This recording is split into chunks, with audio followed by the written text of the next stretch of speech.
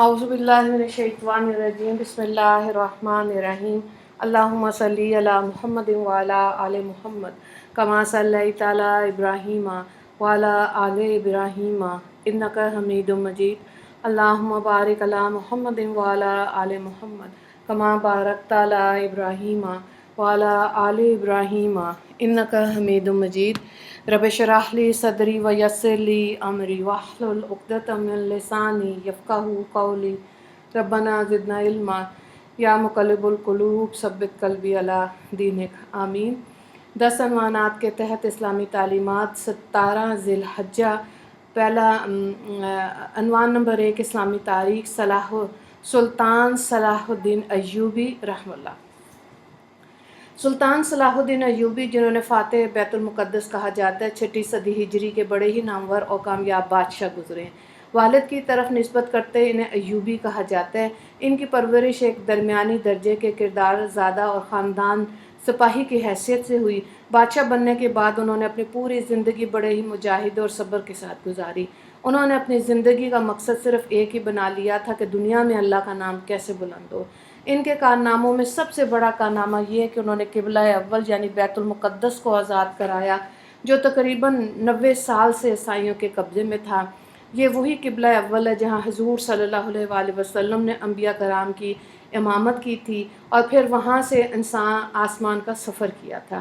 عیسائیوں نے جب بیت المقدس پر قبضہ کیا تھا تو مسلمانوں پر ظلم و ستم کی انتہا کر دی تھی، مگر اسی بیت المقدس پر 90 سال کے بعد جب مسلمانوں کا دوبارہ قبضہ ہوا تو سلطان صلاح الدین ایوبی نے ان سے بدلہ لینے کی بجائے یہ اعلان کرا دیا کہ جو بوڑھے آدمی فدیہ کی رقم نہیں دے سکتے وہ آزاد کیے جائیں گے کہ وہ جہاں چاہیں چلے جائیں۔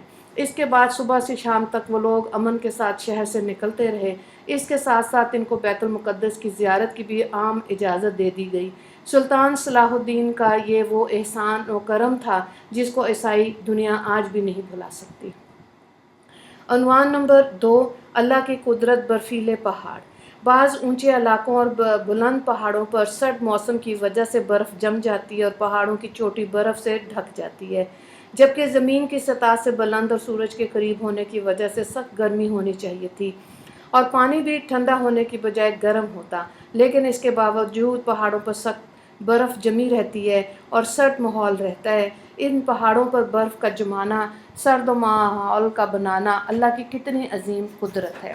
عنوان نمبر 3 ایک فرض کے بارے میں یعنی صبح کی نماز ادا کرنے پر حفاظت کا ذمہ۔ حضرت جندب بن عبداللہ رضی اللہ تعالیٰ عنہ سے مسلم میں روایت ہے کہ رسول اللہ صلی اللہ علیہ وآلہ وسلم نے فرمایا، جس نے صبح یعنی فجر کی نماز ادا کی وہ اللہ کی حفاظت میں ہے۔ سبحان اللہ۔ عنوان نمبر 4 ایک سنت کے بارے میں اپنے بچوں سے پیار محبت کرنا۔ حضرت ابو ہریرہ رضی اللہ تعالیٰ عنہ سے روایت ہے کہ ابو داؤد میں کہ حضرت اقرع بن حابس رضی اللہ تعالیٰ عنہ کی موجودگی میں جو بھی جلد مسلمان ہوئے تھے، رسول اللہ صلی اللہ علیہ وآلہ وسلم نے حضرت حسین رضی اللہ تعالیٰ عنہ بن علی رضی اللہ تعالیٰ عنہ کا بوسہ لیا۔ اچھا، یہ دیکھ کر حضرت اقرع بن حابس رضی اللہ تعالیٰ عنہ نے کہا، میرے 10 بیٹے، میں نے کبھی کسی کا بوسہ نہیں لیا۔ رسول اللہ صلی اللہ علیہ وآلہ وسلم نے یہ سن کر فرمایا، جو رحم نہیں کرتا اس پر رحم نہیں کیا جاتا۔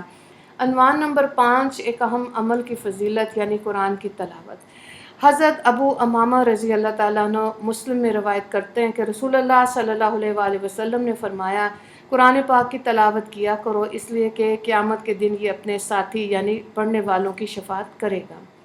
عنوان نمبر 6 ایک گناہ کے بارے میں رشوت لے کر ناحق فیصلہ کرنا۔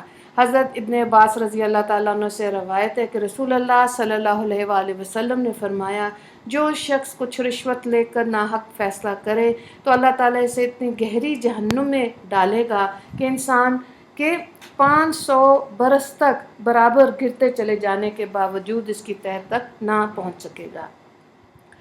عنوان نمبر 7 دنیا کے بارے میں کامیاب کون۔